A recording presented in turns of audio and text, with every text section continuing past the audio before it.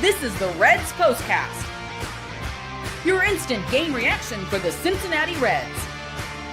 Part of the Locked On Podcast Network, your team every day.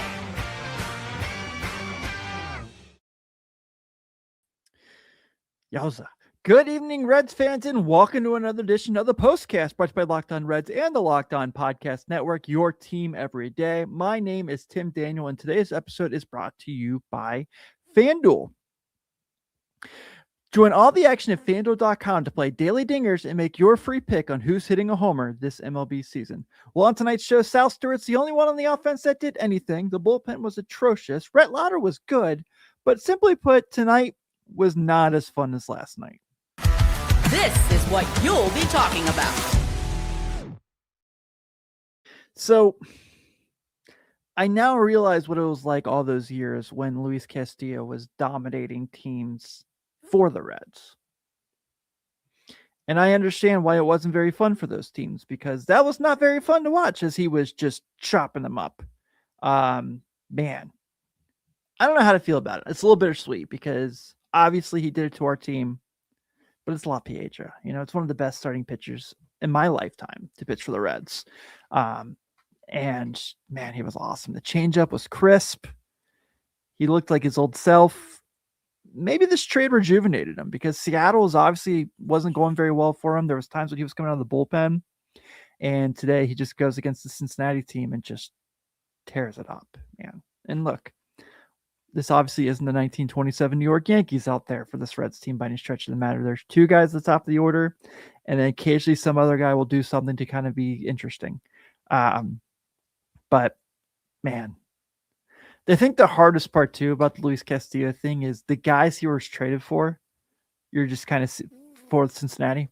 You're just kind of seeing like not do anything. You know what I mean? Like tonight, Noelvi Marte pinch hits, strikes out.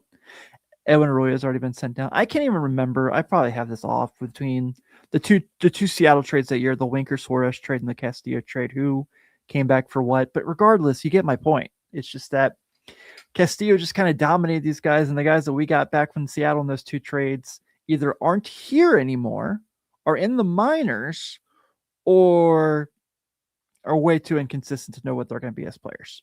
So that part wasn't very fun. But tonight they do get 13 strikeouts.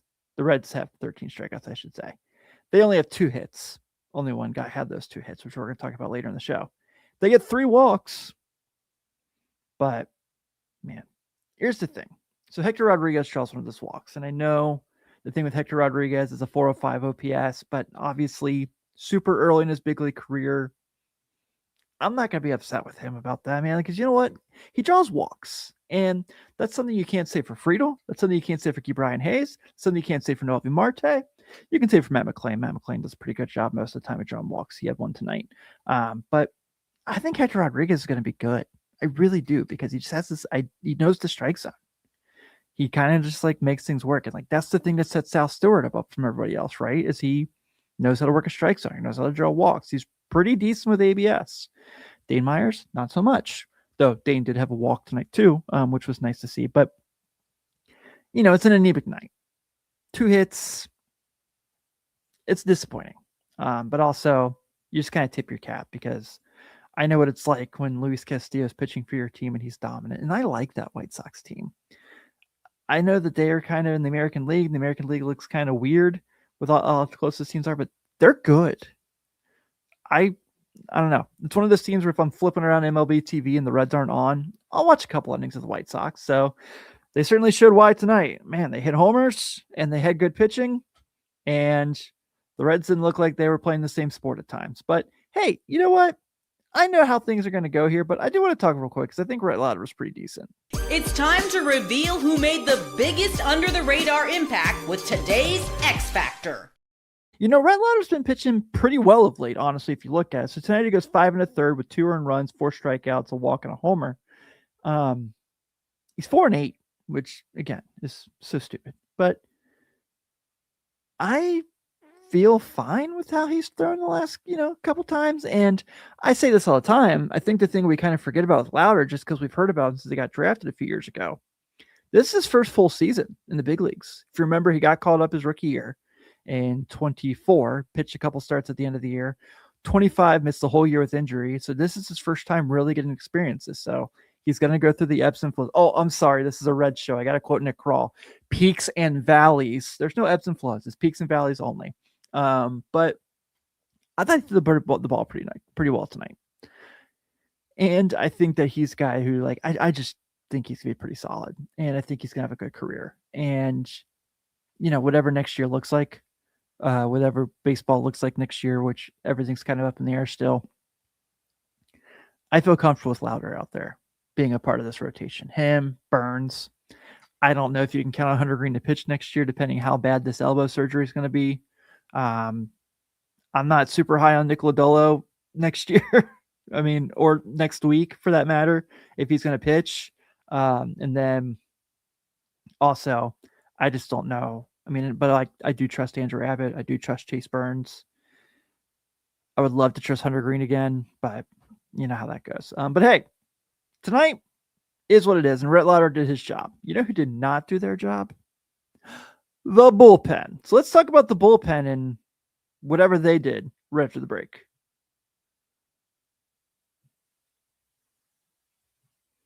But first, a big thank you to our friends at Amazon for this limited break. This back-to-school season, spend less on your kids with Amazon. We all know how crazy the back-to-school shopping experience can be. It starts with a few items on the list, then suddenly you're shopping for supplies, clothes, lunch gear, tech, and about 10 other things you didn't see coming. It adds up fast. When you look at the school supply list and wonder if you're shopping for one child or opening a small supply store, I didn't realize first grade required this much inventory. Shopping like this can get out of control if you're not careful. When the school says your child needs a calculator, headphones, and a tablet for class, and somehow you're buying another one before the semester is halfway over, since when do kids need so much tech for third grade? When it's 9 a.m. the night before school starts and somebody suddenly remembers they need folders, notebooks, markers, and apparently 12 other things nobody mentioned until now. Nothing gets the heart rate up quite like emergency school shopping. I'm convinced Prime's deliver tomorrow before 7 a.m. feature was created exclusively for parents in this moment. So remember, with Amazon's low back-to-school prices, spend less on your kids because every dollar you don't spend on them is a dollar you haven't spent on them.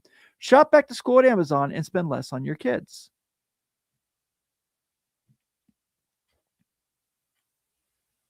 Thank you all for making Locked On Reds your first listen each and every day, whether it's with Jeff and Steve on Locked On Reds Monday through Friday, or you're just, didn't want to stay up till 10 to 15 Eastern tonight to watch the show, and you're catching me first thing in the morning, whether it's on YouTube or your podcast app of choice. We all definitely appreciate it. And if you are an everydayer, don't forget about the Locked On Reds Everydayer Club. Go to lockedonreds.supercast.com where you get access to ad-free episodes and our Discord chat as well. We're in there talking ball. And like Jeff said, if you listen to the show today, we've got some things cooking up we're going to do for everydayers and Everydayer Club. So check out for more information. We want to make sure we talk with you. And let's get back to the show and who fudged up. Uh-oh, somebody messed up, and it's time to let them know with who fudged up. So Rhett Lowder hands the ball over to Julian Garcia, who, look, he was going to have an outing where he wasn't very good. His FIP kind of showed you that. He was kind of getting lucky. I still like him. I've been really impressed with what he's brought to the team, but you knew this was coming, right? Goes 2/3, gives up a homer. And so that's, then he kind of doesn't come back in the game. Sam Maul's okay. And ending with a hit. That's fine. But I'm going to tell you what. I understand why the Reds picked him up. Ron Marinaccio is not good. And I get it. I'm some guy sitting in my basement talking baseball and into a microphone, and that guy's playing in the big leagues. And Red Stock, I've put myself in the thumbnails all year. I literally, yeah. And they have stunk all year. I agree. But Ron Marinaccio, it's just not good. And again, like I said, I understand it. They needed bodies. They needed to kind of go out there and they needed to have guys who could throw pitches. But that guy has had 2 outings with the Reds. And he has not been good in either of them. And look, I'm sure it's kind of like, do you remember Chris Paddock pitched for the Reds this year? Doesn't that feel like a century ago? That's how we're going to talk about Rod Marinaccio here in maybe 2 weeks, if they can get some of these guys back, like the Santions and so.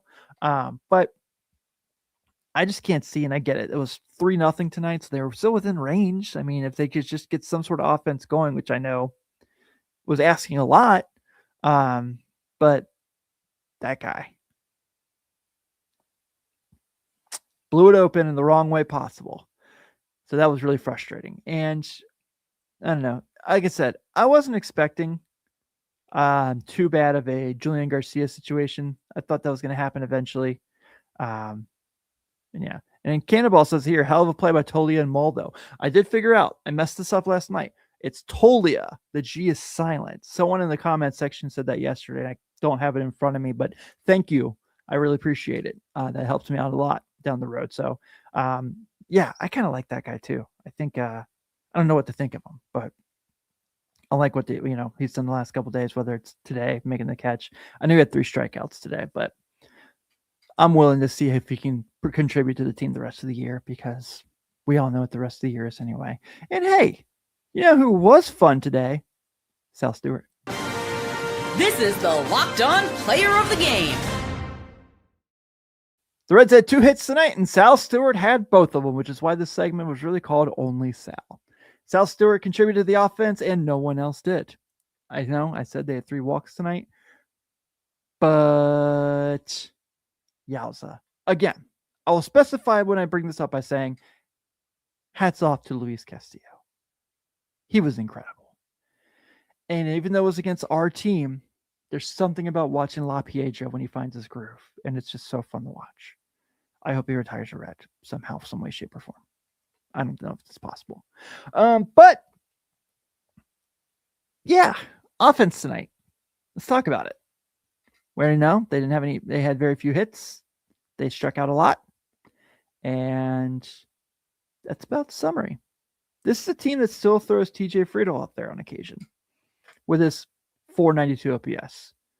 Jason brings it up here. Matt McClain did have a homer that was robbed. Who knows what the game looks like if that goes over the wall. With that being said, I just don't think you can pencil him in next year. I just don't think he's a guy that you can game plan for next year to be part of your team.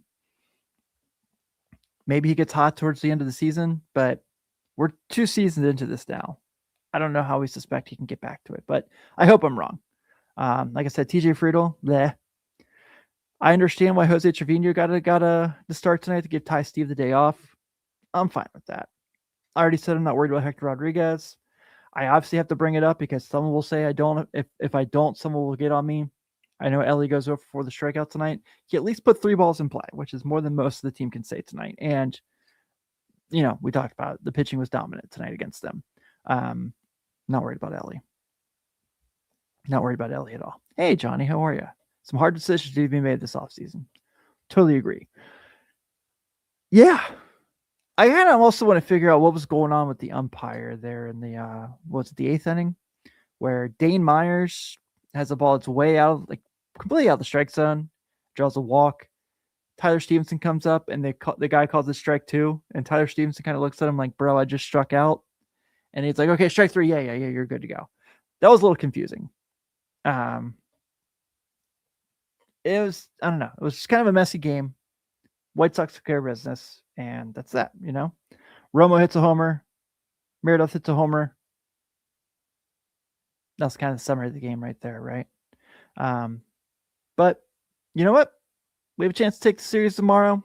It's a bad road trip overall, but that's baseball, right? That's how it goes. But the Reds tonight are losers to the White Sox, 5-0. The White Sox have 5 runs on 11 hits.